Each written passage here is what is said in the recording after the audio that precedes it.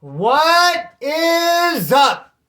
Thank you for coming to my channel, Prison POV. Shout out to the joiners. Shout out to the point of view crew. And bro, I think I've stumbled upon a program that's going to work for me, for us, for the channel. I think I'm going to prepare the video at night and then record it in the morning before work. And just as I figure out this cool little program, my job ends. You know what I mean? Wouldn't that just be the luck? But anyway, what I'm trying to say is, it's the first part of February, and I really am motivated and dedicated to kicking out all kinds of content this month. I have the best of intentions, put it that way. So hey, yeah, create at night, drop in the morning. Bro, we've seen people chuck them, haven't we? I mean, we've seen people really dig in and go hard. I've seen some hardcore fights. Of course, you've seen dudes fight over girls. Pretty common. They get in there and they fight over respect. They fight over disrespect. But some of the gnarliest fights I've seen is when they're fighting over power, brother. Is when they're fighting over control. They really bring their A game. Homie. And as for me, myself, and me personally, I'm not into the whole power trip. I don't get in there and strive.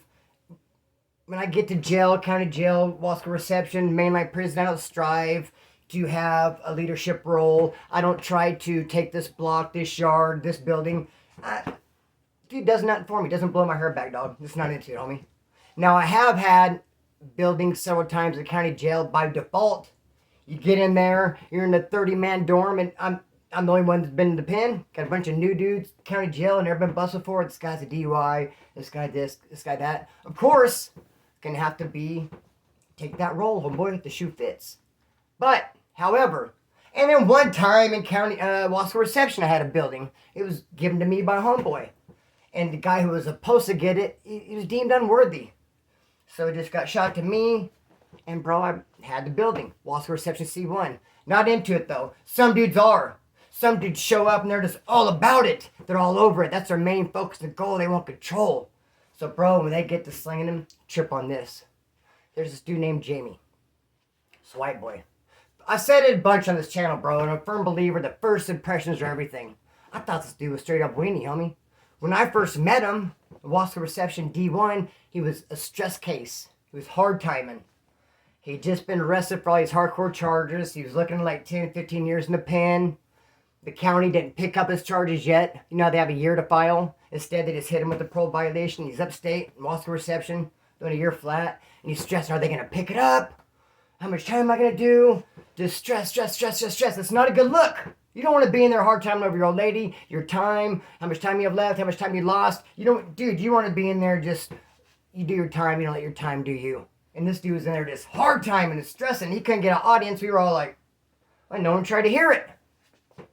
Next time I seen this fool was a couple years later. He did his year flat prison violation. Kern County picked up the charges, shot him back to county jail, and he sat there fighting the case for a couple years. That's when I ended up seeing him. Back in county jail, there he is. Oh, there's that fool Jamie. Lost the reception. Now he's been down a couple years. He ain't a stress case no more. At least he's not throwing it out there. At least not to me.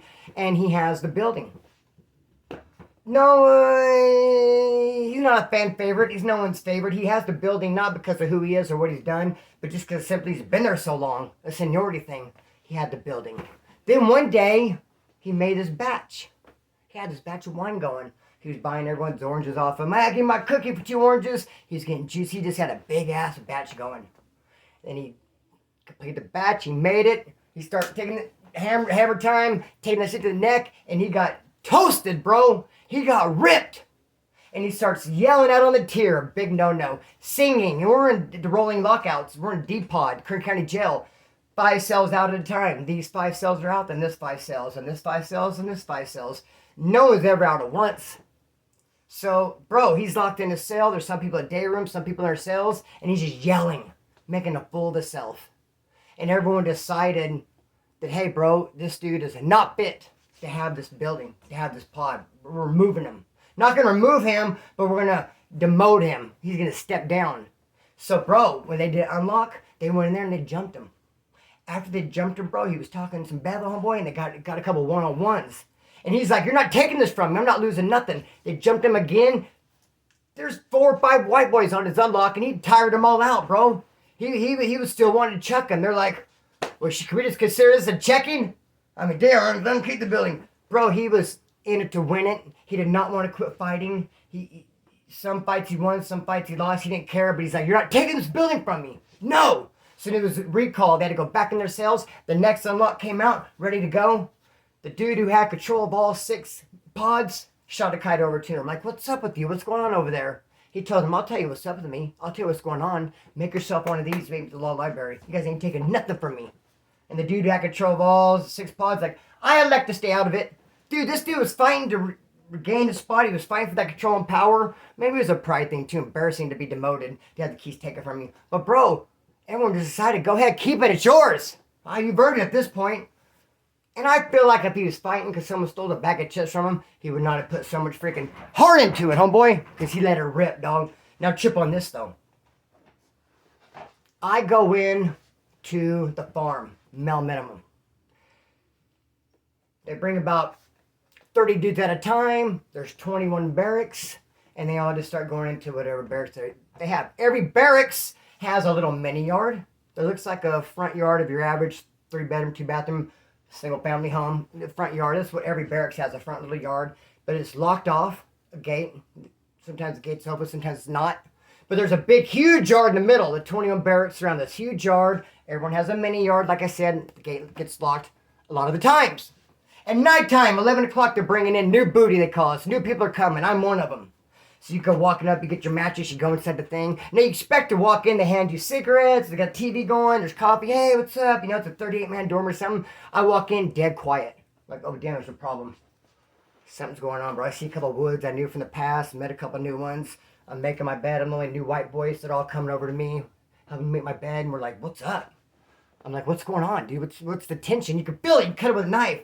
They're like, dude, these two Southsiders getting ready to get it up. Which is rare because they usually don't fight each other. And then he said the thing is, though, they didn't have a whole lot of information on it. What they did know, they told me the dude who has control of the whole yard, all 21 barracks has the keys for them, for that whole yard, the male minimum, the farm. Someone was challenging him, saying, no, I want this yard. I should have it, not you. I'm a barracks 8. The guy who said he wants it is in barracks 7. They literally cut a hole. I told you there's like a fenced around the mini yard. They cut a hole somehow. And it's not just chain link. There's like some other square type stuff. No razor wire, but a couple of different layers of wires. They somehow cut a hole, finagled it. Dude snuck over from barracks 7. One dude. He brought a couple of his homies with him. 3 dudes went from 8 into 7 to take their spot because they're staying the night. They're flip-flopping.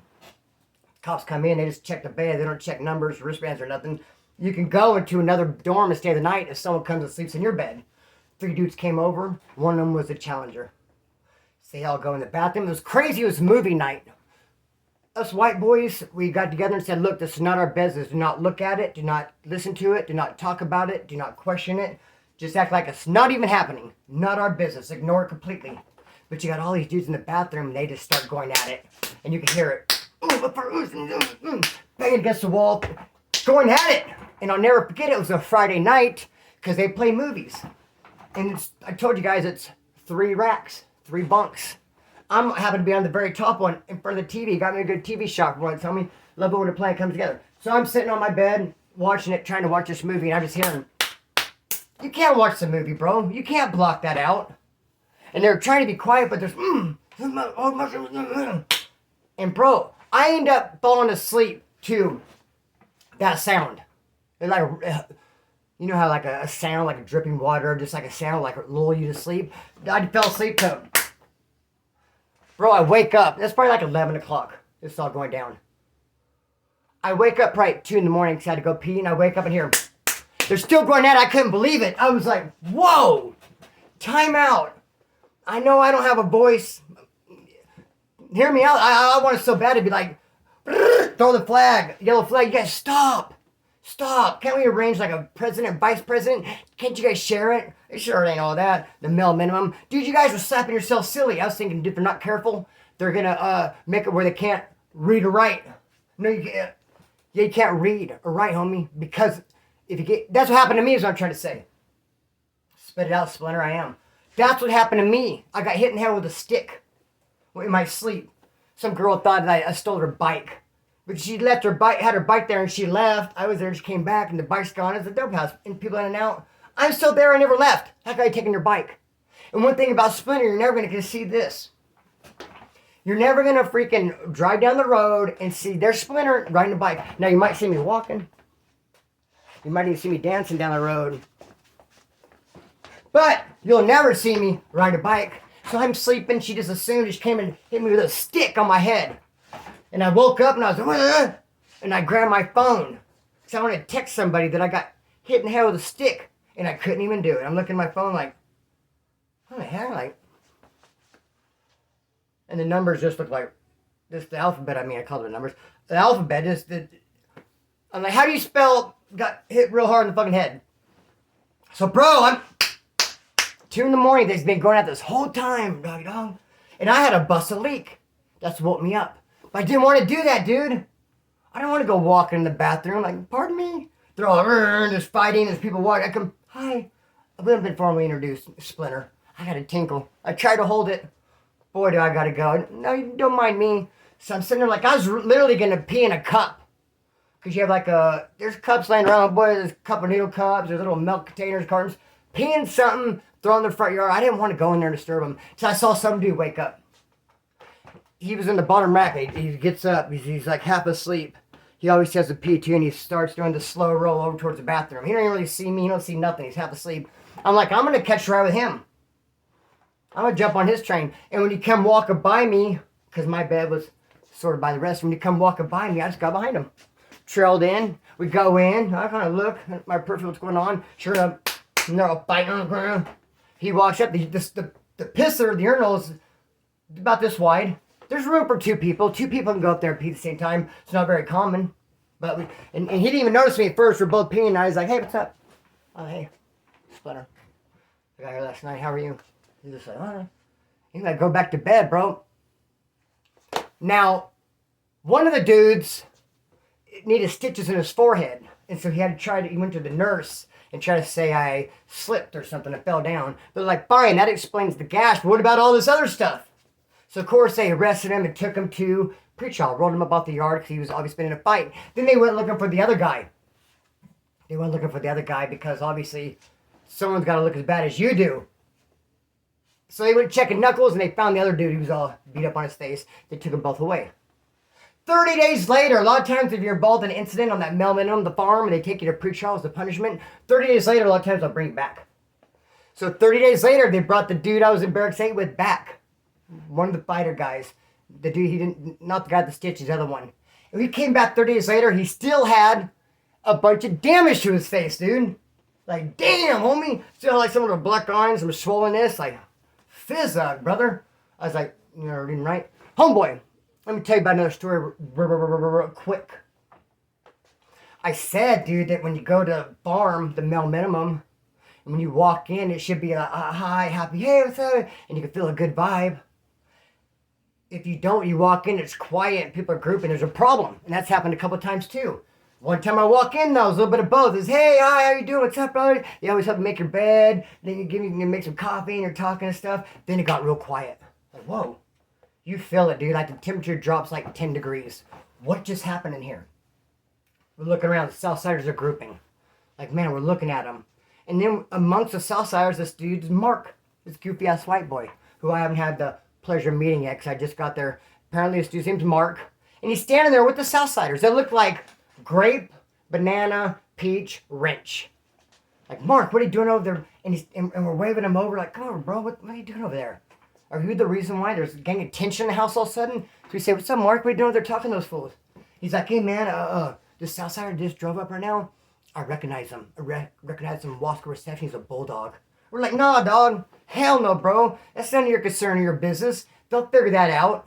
You don't need to go tell those dudes that you recognize. No, that's not your business. Stay out of it. He's like, oh, I already told them. We're like, what? As soon as we're getting ready to dig into Mark's ass for stepping way outside of his lane and just involving himself in something he has nothing to be involved in, no right. He should not have done that. We're getting ready to get in his ass. Here they come, the Southsiders. Because what they did was they pushed up on that dude that Mark said was a bulldog. They pushed up on him, they cornered him, they said, what's up? Oh, what's up? What's your name? Where are you from? Take your shirt off. And they're looking for tattoos. Takes the shirt off and it's all BKS, Stress 813, gang, neighborhoods. And they're like, wait a minute. No, you're a Spencer homie. We apologize. You know, you're a homie. He's like, what's going on here? Well, that white boy said you're a bulldog. He's like, what? And he came right over there, walked right up to Mark and cracked him in the face, as he should. And since there's no one-on-ones, everything's going to be a melee. When dude took off on Mark, all his homies took off on us. So then we had a good fight going. And then it stopped. We're catching our breath. And they came and jammed us up and said, hey, man, check it out. We know it's not with you guys, but you guys know what time it is. This can be squashed. This can be done now. Get rid of Mark, they told us. And we're like, what? Get rid of Mark? Like, wait a minute, time out. We planned on getting rid of Mark. We know what he did was wrong. It's a removable... Bro, what he did, the punishment, I can't even... What he did, homeboy, the punishment for it is to be removed. We know that. We got this. Mark's gone. But you coming up and telling us to get rid of Mark kind of leaves a bad taste in our mouth. All of a sudden, we're like, I don't know. Does Mark have to leave? Maybe he can stay. Because you don't run our program. You don't dictate our program. Matter of fact, Mark ain't going nowhere. But it kicked off into another little mini riot. Then we stopped and we're catching our breath. And I guess they decided, you know what? Let's just leave the woods alone. They know what time it is. They know what to do. They did it. And we all went our separate ways. And Mark ended up getting smashed. And he was really fighting hard in those riots too. I guess he thought if he put on a good show and really had, really got busy, that he'd get past the state. But hell no, bro. Dude, that's like removable, homeboy. You're lucky you just got this and not something like that or this. Because that's all bad to be doing something like that. The crazy part about it is I seen that dude Mark later. And bro, I met a gang of dudes named Mark, the freaking goobers. I apologize your name's Mark, or if you have a good homeboy named Mark. And I do know a couple cool Marks, but I've known a gang of goober-ass dudes with the name Mark. This one dude met in the pen. He's like, what's up, Mark? All right, what's up, Mark? He's like, well, they call me Mark the Beast. I go, well, who's they? I mean, I'm not. He goes, you can call me Mark. I'm going to call you too freaking lame to kick it with. Hell to the no, bro. Mark the Beast? Bro, I could do a video on lame nicknames. Pardon me. I remember I told you guys about that dude, Daddy G. In O-Wing, you want us to call him? Like we're going to be on the roll call. Excuse me, on the tier. Yes, sir. Daddy G. Never that. Bro, I seen Mark later. The dude Mark who told the Southsiders that the homie that just rolled up was a bulldog. Got us in a big old riot. I seen him probably like a year later. County jail. But when I saw him, I knew that we'd beat him up and removed him before, but I thought it was for something different. I thought it was this incident where this dude stole all these pouches of Bueller tobacco from this dude named Brad. Same Brad had all these tobacco pouches. He's getting ready to go to Wasco, make the clavos up. Had everything right here. Some dude came by and swiped him, bro. We had to do an investigation. We found out who took him. We beat that ass and rolled him on out of there. I saw Mark and I thought it was him. I was like, no, we got to get rid of that fool. I remember him. He was here before. He stole these Bugler pouches of Bugler also named Brad. So we confronted him. We talked about it. Then he's able to prove me wrong. He's like, no, it wasn't me. It couldn't have been me because this and that. And I was like, you know, you're right. I apologize. I mean, if you want to go to the bathroom, dude, and catch a head up, go head up because I just smarted you up a little bit. You have that right. Or I could just publicly apologize. I know when I'm wrong. Dude, it wasn't you. And right in the middle of me apologizing, I remembered where I really know it from. I was like, oh, damn. Snap. So I do apologize that you didn't steal the tobacco, but you did call us outsider bulldog, got us in a big old riot. So yeah, you got to go. Ended up getting that ass. I seen him later too, a different time. Lost the reception. It's a revolving door, man. You just see the same people in and out all the time, in and out all the time. So that's what's up with that. You're gonna see a lot more lives. I'm really gonna try to kick it hard for February, homeboy. You know what I mean? And with that said, I'm gonna cut this thing and let it fly. Peace.